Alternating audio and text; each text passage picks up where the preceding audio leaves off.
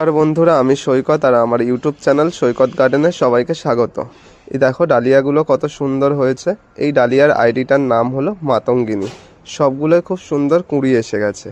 এগুলোকে আমি প্রত্যেকটা সিজন ফ্লাওয়ারে যে তরল সারটা দিই, এতেও আমি সেই তরল সারটাই দিয়েছি। এখন দেব পটাশ, কারণ এখন ফুল এসে গেছে গাছে। গাছের কালার মানে ফুলের কালার আর কোয়ালিটি ভালো রাখার জন্য আমি পটাশ দিচ্ছি। তোমাদের কাছে যাদের কাছে এপসম সল্ট থাকবে তারা এই পটাশের সাথে একটু এপসম সল্টও দিয়ে দিও। তাহলে গাছের কালার মানে ফুলের কালার ফেড হবে না, আর কোয়ালিটিও একই রকম থাকবে। এই মাতঙ্গিনী আইডিটার ফুল খুব বড় হয় আর খুব সুন্দর হয়। চলো, সার দেওয়া হয়ে গেছে, এবার ভরপুর জল দিয়ে দেবো। দেখো আমার গাছগুলোও কত সুন্দর হয়েছে।